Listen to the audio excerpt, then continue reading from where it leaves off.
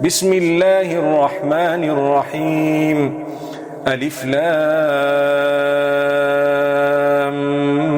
ميم.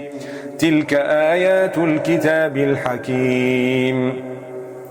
هدى ورحمة للمحسنين الذين يقيمون الصلاة ويؤتون الزكاة وهم بالآخرة هم يوقنون. أولئك على هدى من ربهم وأولئك هم المفلحون.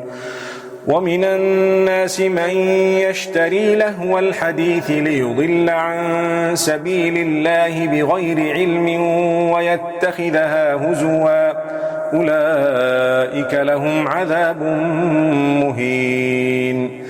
وإذا تتلى عليه آياتنا ولى مستكبرا كأن لم يسمعها كأن في أذنيه وقرا فبشره بعذاب أليم. إن الذين آمنوا وعملوا الصالحات لهم جنات النعيم خالدين فيها وعد الله حقا وهو العزيز الحكيم. خلق السماوات بغير عمد ترونها وألقى في الأرض رواسي أن تميد بكم وبث فيها من كل دابة وأنزلنا من السماء ماء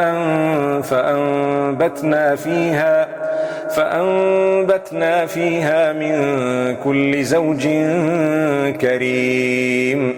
هذا خلق الله فأروني ماذا خلق الذين من دونه بل الظالمون في ضلال مبين. ولقد آتينا لقمان الحكمة أن اشكر لله ومن يشكر فإنما يشكر لنفسه ومن كفر فإن الله غني حميد. وإذ قال لقمان لابنه وهو يعظه يا بني لا تشرك بالله إن الشرك لظلم عظيم. ووصينا الإنسان بوالديه حملته أمه وهنا على وهن وفصاله في عامين أن اشكر لي ولوالديك إلي المصير. وإن جاهداك على أن تشرك بي ما ليس لك به علم فلا تطعهما وصاحبهما في الدنيا معروفا واتبع سبيل من أناب إلي ثم إلي مرجعكم فأنبئكم بما كنتم تعملون. يا بني إنها إن تك مثقال حبة من خردل فتكن في صخرة أو في السماوات أو في الأرض يأت بها الله إن الله لطيف خبير. يا بني أقم الصلاة وأمر بالمعروف وانه عن المنكر واصبر على ما أصابك إن ذلك من عزم الأمور. ولا تصعر خدك للناس ولا تمش في الأرض مرحا إن الله لا يحب كل مختال فخور. واقصد في مشيك واغضض من صوتك إن أنكر الأصوات لصوت الحمير. ألم تروا أن الله سخر لكم ما في السماوات وما في الأرض وأسبغ عليكم نعمه ظاهرة وباطنة ومن الناس من يجادل في الله بغير علم ولا هدى ولا كتاب منير. وإذا قيل لهم اتبعوا ما أنزل أنزل الله قالوا بل نتبع ما وجدنا عليه آباءنا أولو كان الشيطان يدعوهم إلى عذاب السعير ومن يسلم وجهه إلى الله وهو محسن فقد استمسك بالعروة الوثقى وإلى الله عاقبة الأمور ومن كفر فلا يحزنك كفره إلينا مرجعهم فننبئهم بما عملوا إن الله عليم بذات الصدور نمتعهم قليلا ثم نضطرهم إلى عذاب غليظ ولئن سألتهم من خلق السماوات والأرض ليقولن الله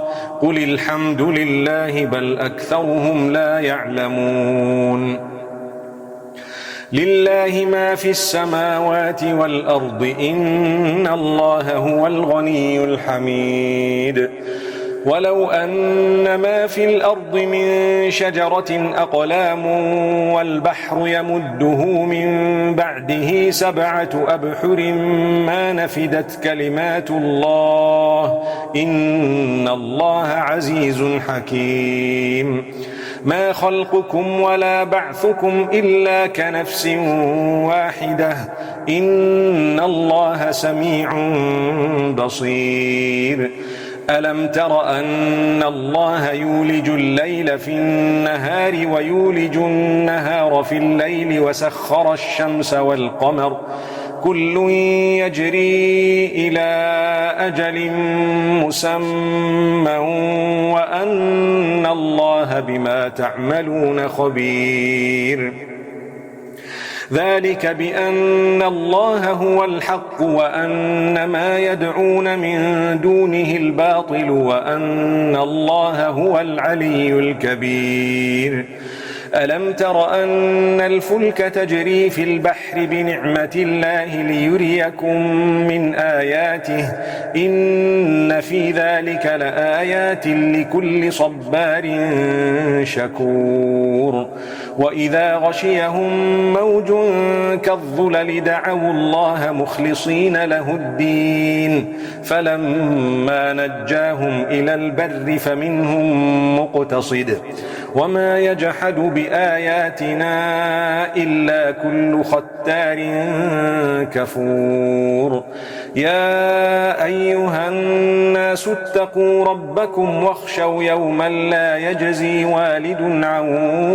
ولده ولا مولود هو جاز عن والده شيئا إن وعد الله حق فلا تغرنكم الحياة الدنيا ولا يغرنكم بالله الغرور إن الله عنده علم الساعة وينزل الغيث ويعلم ما في الأرحام وما تدري نفس ماذا تكسب غدا وما تدري نفس بأي أرض تموت إن الله عليم خبير